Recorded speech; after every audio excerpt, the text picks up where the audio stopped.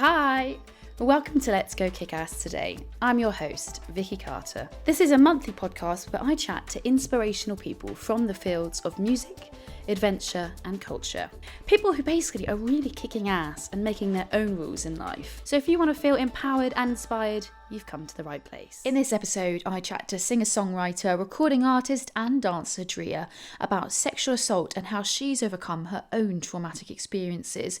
Please be advised, you might find some of the content of that interview distressing. The responsibility for assault and street harassment, etc., certainly does not rest on women's shoulders, but it is important for us to understand the environment that we're in. I also speak to Sam and Tig, co-founders of StrongHer, a platform, a business and a safe space for women to work out. 75% of women actually want to do something in terms of train or go to the gym or even just participate in sport, but they don't because of fear of judgment. Like, there are so many women out there that want to make that first move, but they don't just because they're so scared. And finally, I speak to Diana Patient all about her project Too Much of a Person and why women and non-binary people should own their too much as a superpower. Like, start howling, because then you find your wolf pack and you find the thing. But if you don't ever howl and you don't ever speak up and show the real you, you'll never find people that appreciate that too much and love that too much. First up is singer-songwriter, recording artist and dancer Drea. She talks about packing up her bags from Minnesota and chasing the dream in LA. She also talks about sexual assault, harassment and rape, sharing her own traumatic experience and how through a solid support network, music and dance, not only has she survived, but she's thrived. A dance class reclaim movement and how that's allowed her to be in touch with her femininity and sexuality after her traumatic experience. You actually are in LA in the heat of the music industry, in the midst of it all. I mean, a lot of people, that is their dream. Mm-hmm. What's the experiences like being there? It is so different from what I imagined, I think. In a lot of ways, it's a lot more doable than you might think, but it certainly is the same amount of work that you would expect going into something like that. But the opportunities really are more bountiful in Los Angeles, but also your pool is larger and more talented. So while you get the benefits, there's also kind of a takeaway from that as well.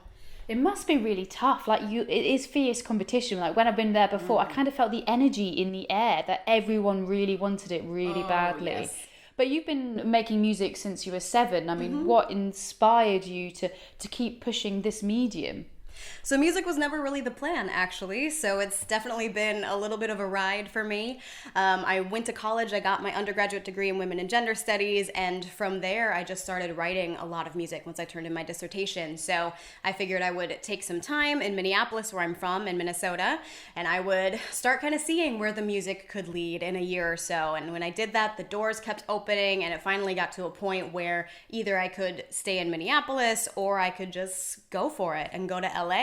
And I ended up packing up everything in my car and driving 2,000 miles and figuring it out. So here we are. Crikey, just that in itself is incredible. That sounds like a movie. You know, that's what people actually do. Yes. What advice would you give to someone who is, you know, toying? Should I really chase my dreams or should I stay at home? Because imagine you in another universe literally being back at home. Like, it would be a whole different life. Mm-hmm. That is so true. One of the things I always say is make sure you actually like LA as a city. It's really hard to be there, to be struggling, to have your dreams not working out as planned if you also hate where you are. So it's really important to actually somewhat enjoy the city so that when you do have those bad days, you have some refuge to go to, whether you love the beach or you love downtown. Those are kind of my two places where I go to, because the reality is with dreams and careers like this, it's going to be so up and down that you cannot count on that to continue your happiness. And so it's important to enjoy the moment and to be able to be okay with the environment that you're in. That's really good advice. I think what helps me in my stressful circumstances is being in touch with nature. So you said the beach there, being able to get away and deal with that is incredible. The main thing that brought us together was your track Monster. I mean, it's emotional, it's dark. Can you tell us a little bit more about the significance of that track? Absolutely. So Monster is the track that I wrote shortly after I was raped. And I actually wrote it several years ago. So it's just coming out now. I really wanted to take the time and make sure that it was in the right form to really do justice to my experience. And so it was very difficult for me. It's difficult for me to even talk about right now. But it was something that I felt like I had to do, not only in the wake of the Me Too movement and in order to encourage other survivors, but also just for myself and for that 20-something that went through this horrific experience. I felt like she deserved to have her story told. And so that's why I put out this music video and the single together at the same time to really make that impact and to show my story in the best way that I could. You're such an incredibly strong woman to sit here and just say that so confidently. I mean, Thank you. How did you get through that experience? Honestly, I mean, it was very difficult, and I was in LA pretty much by myself. I didn't move out with friends or family, and so I was really dependent on myself and on some, internet resources and things like that, chat rooms that I could kind of become a part of. The 94% of women who undergo this do report having symptoms of PTSD, and that was certainly something that I had to deal with as well. There was a month where I couldn't sleep with the lights off. I'm 20-something years old going to the store looking for a nightlight. So these are things that are very difficult to get through, but slowly but surely, as I kind of took the time and did reach out to the friends that I had and just trusted them with my story, I began to find that healing. But I'll also say that music and dance were two of my largest components for healing. I think that art is a very important outlet for expression and something that's this difficult and traumatic. This is also one of the reasons why I started Reclaim Movement, which is my dance class that I run in Los Angeles, because I found that ability to kind of step out of myself and to step out of my mind and my feelings and just be able to step into my body, which had been violated, and to try to start reclaiming movement and motion and myself and my sexuality as a woman and my security as a woman was really important. So I would say that music on the one hand, but especially dance, also were hugely influential in being able to get through what I experienced. You keep saying it, as an experience, and it's just so admirable for you to sit here and talk about that. That's something that's changed the way you think about yourself and your life forever. I mean, and 1 in 5 women in the UK are experiencing sexual assault, and I just think you're incredible that you are using that outlet to channel your energy creatively, and you're affecting other women, you're impacting other people's lives, and you're being a strong advocate for women, not only with the music that you're creating, but also these workshops, and you put on events and stuff. Why is it important for you to create a safe space like that? I think that throughout my life, I found that when I experience something traumatic or difficult, it's been important for me to hear other people's stories and to know that I'm not alone. And so in understanding my healing process, I've come to understand that so many people are hungry for that. They're hungry to know that they're not alone in the things that they go through. And I think that bringing together communities of women is one of the most powerful ways that we can continue to survive in this society, and hopefully to thrive throughout it as well. And so that's one of the reasons why I do my best to bring together communities of women, whether it's in a music setting or with my dance classes, or even just in somewhat hosting little forums online when I'm starting discussions about rape, sexual assault, street harassment, all of these different things, and just being able to have a platform in social media and in my interviews, etc., to be able to start opening up people to continue to share their stories and hear my own as well. Like you said before, I mean, assault and also street harassment, it's huge. I mean, there's circulating videos of all over the world. Yes. What can society do to understand the significance and the impact of what those comments people might say on women? Like, what can we do to change their thinking? I think, again, stories are the most important thing. So the reality is, when a woman is walking with a man, she's not going to get catcalled, because a man is not going to be aggressive towards another man. And he doesn't want to risk that interaction with another man. If a woman is by herself or in a group of women, that is when she's going to be harassed and street called. So I think it's important for us to share our stories and to talk to our male friends and brothers and family members in order to help them to understand, you don't see this because when I'm walking with you, I'm considered your property. Like, you don't understand. But on top of that, they need to understand the severity of it, because I am fearful for my life when I walk down the street and someone gets really aggressive with me. And a lot of reactions from men is, well, how come you just don't say something back? Or how come you just, it's like either way, I can get followed. I've been followed in cars down dark streets in Hollywood before. If I say something back, they automatically will start cursing at me and slurring me. And it's just this huge flip, like automatically into a hugely aggressive mode. And the reality is women do get killed because of the way that they interact in public spaces. And this goes back so far to the idea that men own public spaces and women are supposed to be a part of the home. And so that's where some of this aggression is coming from. And men need to understand that it is their responsibility that when they see their friends doing it or they see other men that they don't know doing it, someone needs to step in because the woman is not going to feel safe to do that. That's awful that you've had those experiences. I mean, I've been there before. I feel like it's an automatic switch. Suddenly they're they're trying to protect themselves and their ego goes off the wall and they're getting exactly more aggressive. I mean, do you feel safe in LA? Would you recommend young women to live there? I think that, in any place, in any city especially, you're going to experience some level of this. I think that it's important for young women to understand that even though we do have a lot more rights and equalities and the society certainly is improving, that doesn't mean that you don't live in a man's world. And this is something that I still have to talk about with my friends, where it's like, you are not going to be safe if you are blacked out drunk.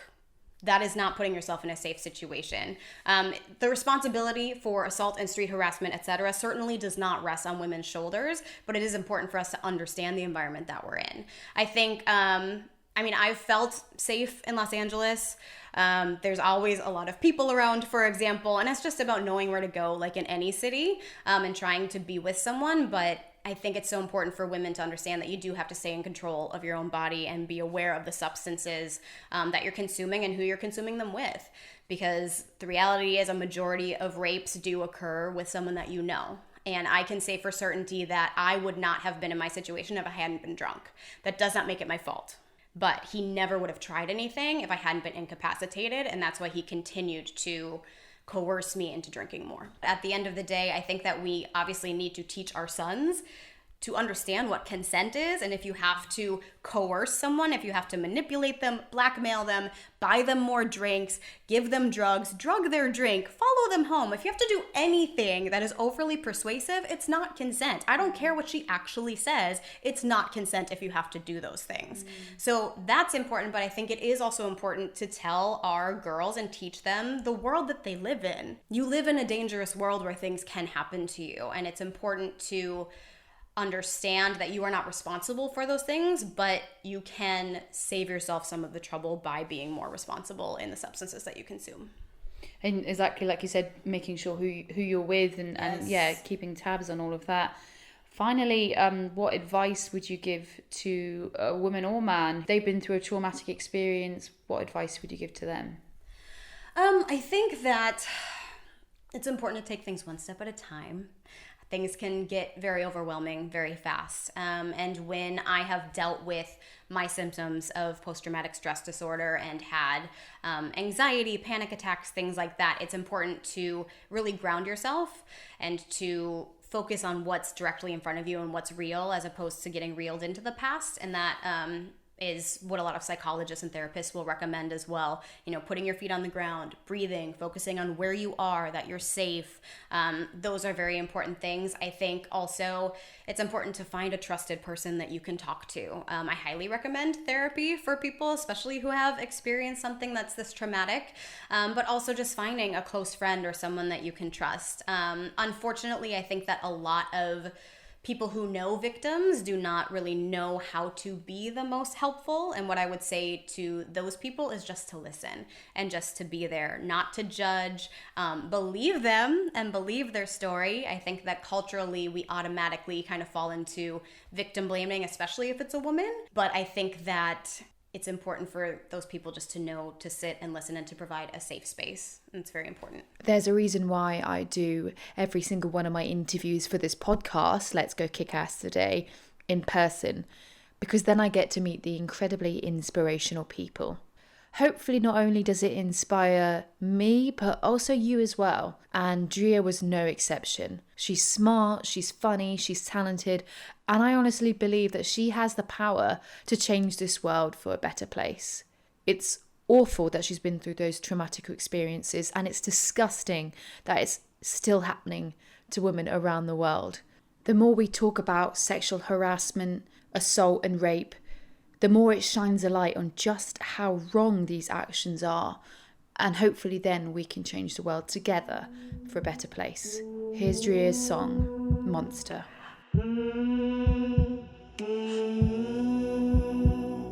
monster steps up to the table and sharpens his knife. Hungry for more than a taste, he wants to take a life. I let him get close enough to smell the sweat on my skin. A fool to the end, I let him walk right in. And I watch him drink me, wipe his lips on his sleeve, look me in the eye and say, I watch him drink me, wipe his lips on his sleeve, look me in the eye and say, you are mine.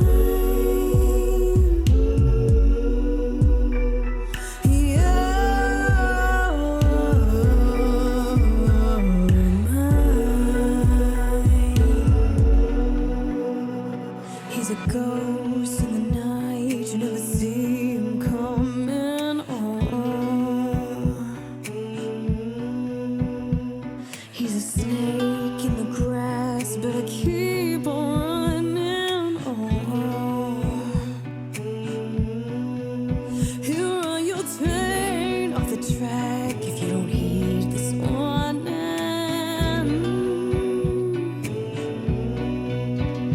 The monster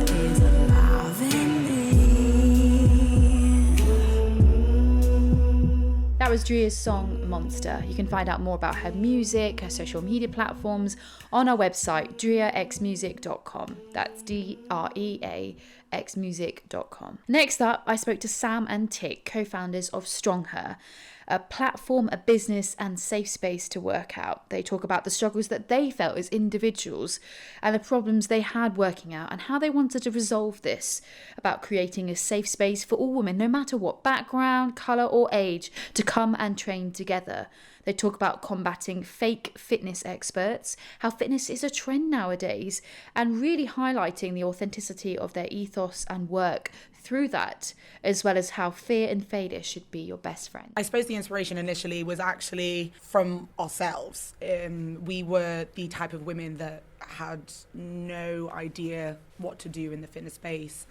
We were very much driven by cardio, doing bad diets, and didn't really know how to basically fully value our bodies. And even though after a matter of time we still didn't know, it wasn't necessarily an inspiration and like, oh, look at that person. It was, we don't know ourselves, and we're both women that we need to know everything, and so we took it upon ourselves to basically do that.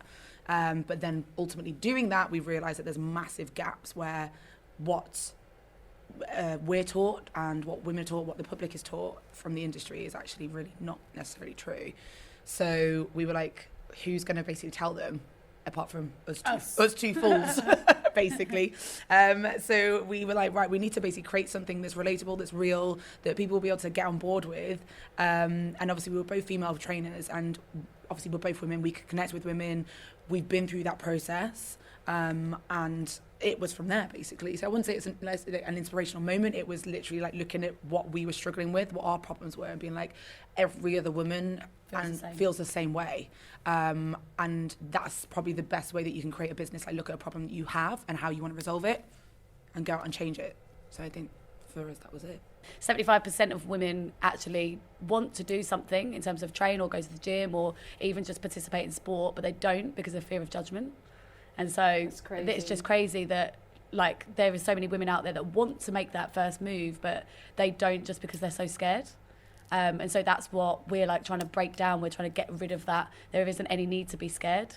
There's a perception of fitness, and the way that we portray ourselves on socials, on our website, our language, the way that we communicate in person, it's very like, there's no, I won't swear, but it's very no BS, and it's very not take yourself too seriously. And I think for now the fitness is trending, a lot of people have made it into like, oh, well, you need to think of the anatomy and you need to think of this, and like making people overthink fitness when actually it's moving better, it's eating more sustainably, and it's enjoying your life and enjoying what you do.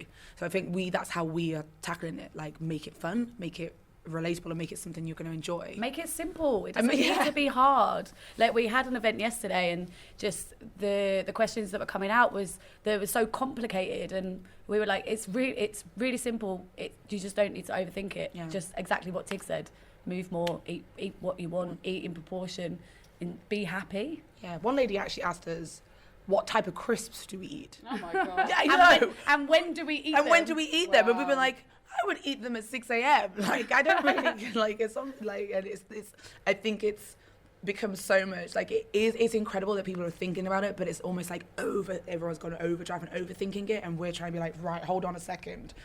You eat, you live, you drink, but you do everything is this in this wonderful balance, as opposed to being all in.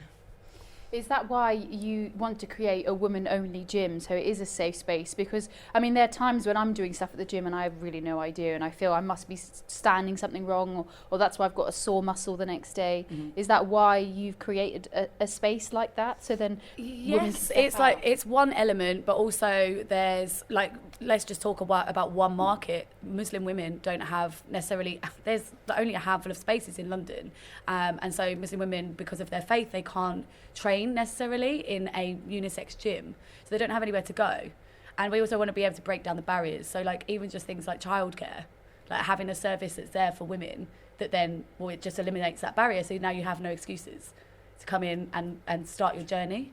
There's the element of obviously creating a safe space, and obviously we have this joke about that obviously you go into a gym environment, and if it's your time of the month and you need to borrow a tampon from somebody, and it's like in this space you can literally just holler across the room and be like, does anyone want a tampon? Like, you could actually do that. Whereas, and there's no judgment, and there's nobody being like, oh well, you're all women and you all go through the same thing, as well as obviously hitting different social demographics, which is a massive thing. Like the event yesterday, as we talked about, in that room you could not.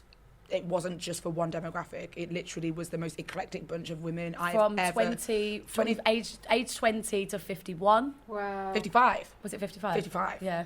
Bra size. We have the bra sizes because we made them line up in terms of bra size. It But went from shapes, sizes, colours, diversity, like it was insane. And I think that's probably the first event that we've seen anything like that. Yeah. There's always been diverse, but that was literally like exactly what we're putting out there. And I think for other spaces in London or any, like, it's not that they're not pushing that, but for who we are and what we look like, it already sets the precedent that this is a space basically for any woman. It doesn't necessarily matter. It doesn't mean that you can't do it because you look that certain way or this, and so the space is kind of for everything. It's not necessarily just for one aspect. So Yeah, that's wonderful. For women, by women. Do you have any advice for someone who's looking to start up their own business and motivate and inspire others? But do it. And also there's going to be many points where you want to give up. You just have to remember why you're doing what you're doing. I think that's the biggest thing that I know that we have both so many times hit a point where luckily for us, we have each other. There's only been one point where we both were in the same place at the same time in terms of like, hitting rock bottom, but actually having each other to bounce off, which has been nice. But when it gets really hard, it's very easy to be like, you know what, this is too hard, like, to keep going forward, but remembering why it is that you're doing it. So I think the most important, and actually I think it's everything in life, but just remembering why you're doing what you're doing and why you set out to do what you want to do, but do it. And I think off that as well, you have to, a lot of people, like now there's a guy I know that's like, oh, you know, Tig, how have you set up the business? How is it? Because he works in the same space, and I'm like, what problem do you want to solve? Like, it's all very well being like, oh, I want to make money really quickly, but that's not at the forefront of our minds in any way. Like, yesterday we didn't pay ourselves for yesterday. We don't pay ourselves for some elements because we're like, right, it's not about that. The mission and the statement we're trying to make is a hell of a lot bigger. So we will. For our cause, we will take that hit and we don't mind. And it's like, what is the problem that you want to solve? And if you want to solve a problem and you're willing to do whatever it takes to solve it, you'll have a business. If you just are in it for obviously monetary reasons and whatever, then, well, be in the stocks and be an investment or whatever. But it has to basically, you need to do everything and anything you can. We had a business before, and we were in it for the wrong reasons. We were in it just to make for money, and we didn't really. It was more entertainment related and dance related, and we kind of left that life behind, and we were still in it. And doing this, it's like, you know, you're serving a purpose and you're creating a change, and the change that we're going for is so huge that it's stupid to not have a business behind it. And I think for anybody, solve your problems and know why you want to solve it. You've obviously got a lot of passion and commitment to the cause and what you want to do and achieve your goals. What do you think of people who say that they're a fitness blogger or a health expert, but they're lacking in credentials and they're giving out misleading information to other people?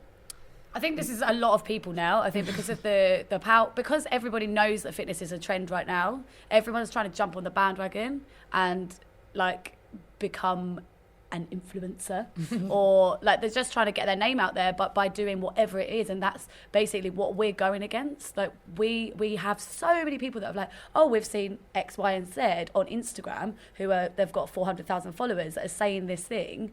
Well, it must be right. No, it's not at all. And it's just that they've built up this name for themselves, like, well done them, but actually that's kind of what we're now trying to bat down and prove to people that actually that's not right.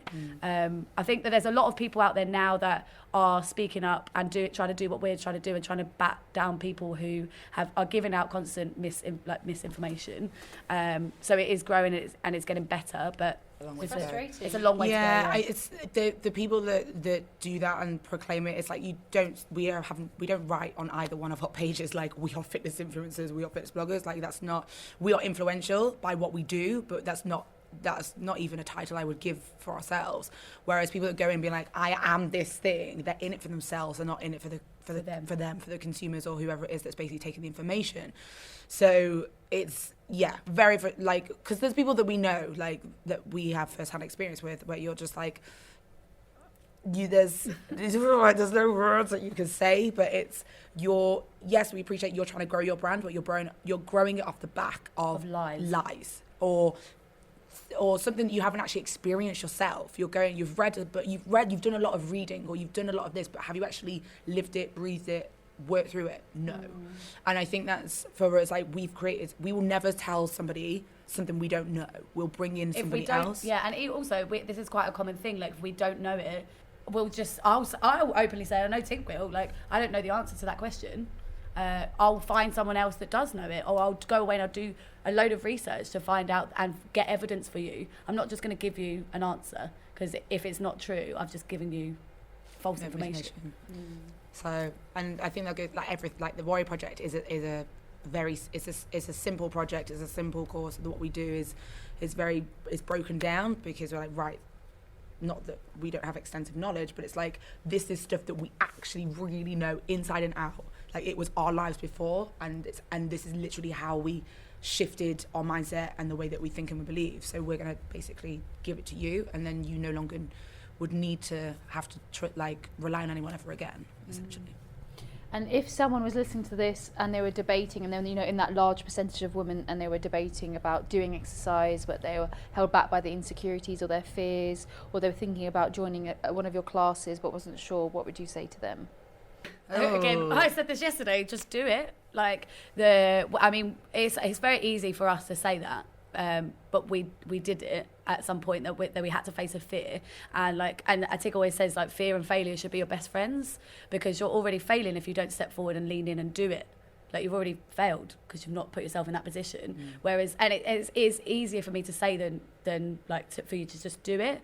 But what's the worst that can happen? What's the worst that can happen? You could take a step forward and actually something beautiful could come from it. And if it doesn't work out, go and find something else that you might enjoy. Like it doesn't always have to be coming into a gym environment. It could be going swimming. It could be going to do yoga. It could be going and boxing. It could be horse riding, trampolining. It could be anything. Whatever. And there's like a lot of gym is one place that is very scary, which is obviously something we're trying to tackle. But not everyone enjoys the gym. So don't try and do something that you don't enjoy. Do something that you actually enjoy, because you'll keep on doing it. I think it's about ask if you're literally listening and being like, oh no, that's not for me. Like, ask yourself, one, why it's not for you. Why are you afraid? What planted the fear there in the first place? Was it yourself, or was it somebody else that said something about the play? Like, figure out why it is that you've built up this kind of perception of a place that you've not necessarily stepped into, and is it because you're afraid that you've stepped into it before and you didn't know what you were doing? So that's just lack of knowledge. I think there's different ways when people get scared. It's either someone said something and it's buried a seed in their head, or they've stepped in, didn't know what they were doing, didn't see something, so they're afraid of going again because they're afraid of failing, and basically building up these kind of names and negative thoughts that they think about themselves, which it's not true. So lean in, and the one place there's no fear of judgment, and there's no fear of whoever you are and what embarrassment. There's none of that. Is StrongHer. Like that's exactly what it is. If you think that way, this is where you should be. That was Sam and Tig. They're so incredibly kick-ass, aren't they? You can feel their energy and enthusiasm for StrongHer. I love it. If you want to check out upcoming classes or become a part of the community yourself, head on over to strongher.co.uk. Last but not least, I speak to Diana Patient, founder of Too Much of a Person project. She tells me the inspiration behind the project, her own too much and the abusive relationships she's suffered, and how she's realised her own too much is a superpower. The powerful moments of interviewing 100 women and non-binary people about their too much, and the importance of creating a community of people who love you for who you are. Too Much of a Person has culminated in an online archive which chronicles the experiences of women and non-binary people who've been called too much or something, like too sensitive, too angry, in order to conform or dismiss them to conform to the idea of what a woman should be. So this idea that we can be incorrectly female in some way. And along the way, it's turned into a community, lots of collaboration between the people that were interviewed. The archives are super important, but the community has been something that's been like a great bonus. And so we have a secret Facebook group where people chat and post things and share what they like, their experiences or things in the news. That's incredible. And what inspired you personally? Was it because that happened to you or it happened to a friend and you thought, you know what, I'm going to do something about this? Yeah, I mean, it happened to me a lot. I don't think until I finished the project, I didn't realise how ingrained and how much I felt like I was too much of something. I mean, initially it was very much centred around romance, because obviously as women we have this idea that men are the centre of everything in our lives and they are the prize for well, I did definitely. And so I was in a series of awful, abusive relationships. Sorry to hear that. Yeah, and I didn't really realise that the pattern until I started having therapy and started to sort of examine, you know, what was I doing to perpetuate this cycle. I started to realise that I was not choosing these people, because I think that's unhelpful sometimes to say that, you know, you're just attracted to these people, but I definitely was helping to create a dynamic by not seeing my own worth and not spotting the red flags either. Yeah, absolutely.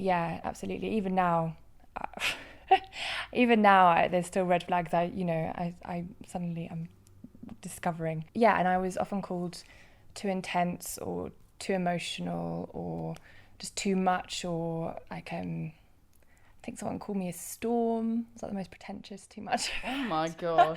That sounds powerful though. I'd be like, yeah, I'm a tornado. Yeah. I'm going to raise through your life. Absolutely.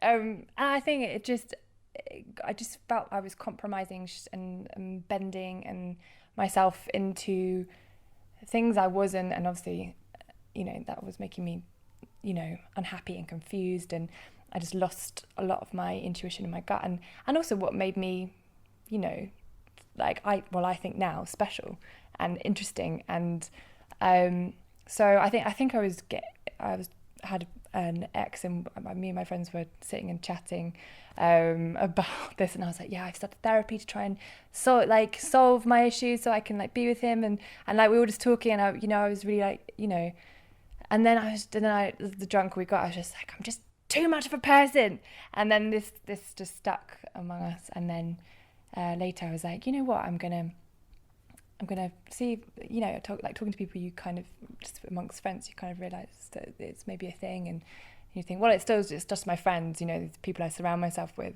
And then I put a post out on Facebook just being like, does anyone want to come and be interviewed and take a photo? Like, I'll take their photograph, and then I thought it'd be 5 people, and it ended up being lots and lots of people, which was amazing. But just as you were highlighting before, that's the thing, you know, we as women always think it's our issue, but actually sometimes it could be their issue, and we're trying to belittle ourselves and change ourselves to fit in with them, when really we shouldn't be lowering ourselves for them, but we should be finding someone who can raise up to who we are. Absolutely. And the thing is, you can't change anyone else, so you just have to have your boundaries and standards, and just be like, okay, what can I and what can't I accept, you know, for the people around me, whether that's romantic relationships or not. And I suppose it's just like sticking to that, and knowing that not everyone is going to like you or want to follow you on that path, but that we're all valid, and we all have a right to our own rules and our own way, like how we want to live our lives. Yeah, and be happy and confident in ourselves about who we are and our passions and our beliefs and are too much, as it were. How do you feel this experience has changed you in any way, if at all, thinking back to when you first initially came up with the idea in the living room with your friends to now, since you've had the exhibit and, you know, stepping away from it? I think it's definitely encouraged me to look more into myself as opposed to seeking validation from outside. And I think that's something all of us, you know, learn as we get older. You know, I've realised, looking at the things I've internalised in terms of like, I mean, I haven't really lost my temper more than 5 times in my life, or really raised my voice, or just standing up, or just asking for my needs. You know, because I think I'm somehow going to inconvenience other people, I'm going to be too much, or, you know, and there was this idea growing up that I wasn't, you know, about being ladylike and being a burden and being, you know, and all this kind of thing. And I think, you know, looking into those, and I can see where I stop myself. And people who know me well will know that I often don't finish my sentences. I've got a lot better than that at that now, but I'll just kind of start something and then I won't really say it, or, you know, and I think I've improved a little bit in that way, but just really thinking, okay, what do I think? What, like, you know, if I saw this too much in someone else, I'd be like, as you know, I'd be trying to raise them up and encourage them. And I think interviewing 100 women and just having so much just love for these people who, you know, you just sat there, like the incredible people who all have these incredible gifts and too muches, which aren't too muches, are just essences and powers, and you just, I think it just, you can't saying it that many times, you can't not start saying it to yourself. I think it becomes a mantra to yourself. What were the pictures like, the positions that people did in their stories? The portraits, it was really interesting for me as a photographer, because usually the portraits I do, we're kind of representing a sort of a facet of a person and like kind of creating something, or, you know, what can they be. But with this, I was trying to give as much of the onus back to the sitter. So just saying, what do you want to look like right now? What do you want to be? What do you want? What is it that you are and you want to express? And with the different portraits, like some people really wanted to get naked. that was a big one, and it was just like this kind of, or like, because someone had said that, you know, their partner hadn't wanted them to ever show that part of themselves, and they were like, well, I want to in a photo, why not? Oh my gosh. And what else is there? Some people burned stuff. Wow, that's so empowering. Or danced, or some people who felt like they had to give all the time, they just wanted to sit and just be, you know. Some people wanted to wear no makeup, some people wanted to wear makeup. It was just very, very varied. One of the loveliest shoots I had, they're all amazing, but this felt quite special, was I did one interview in Varese in Italy. Beautiful. And it was Maria Grazia, if you want to go and have a look. And she didn't speak English and I don't speak Italian. And so when I was photographing her, she was kept extending her hands. She said to my friend who was translating that it was like a show of friendship. And it was just at that, in terms of photographic, that was a lovely moment, because I think the interview reached, you kind of connected on one level, but with the photography you kind of connect on a different level. What were the experiences like in Europe, you going around and meeting people and those adventures? It was really great. I think it was something, because when I first posted the Facebook post, a lot of people from different countries were messaging from Europe, and I really just wanted to go and see them, because I thought, if someone can message, I mean, it's such a show. You're being so vulnerable, and like by reaching out and talking about basically the thing that you feel most ashamed of, probably. That I really wanted to go and see them, and so getting to meet some of those people was amazing. One of the things I will add is that we're thinking about geocloning too much for a person, because one of the things I did find that didn't work as well when we were going around Europe was obviously language barriers. So usually the people that could come and talk with us, we either had to have a translator or they'd learned English, which obviously like takes away a large portion of people that might want to be interviewed but couldn't. So yeah, but just in terms of meeting people and having those conversations, even if sometimes we went to a certain place and people immediately dropped out because of, like they said, because of the culture or like worried about what people would think of them. Oh, wow. But we still had very interesting conversations with them, and we still, you know, and discussions, and it was really interesting to see how different too muches were like cropped up in the same places. All over Europe as well. Was it common themes and stories that women outside the UK was experiencing the same here? Oh, well, yeah. I think it is similar, the stories. The idea of women not being able to take up, or non-binary people being able to take up space in the place that they were, and there were different spaces, I suppose, that were in these different places that were harder to take up.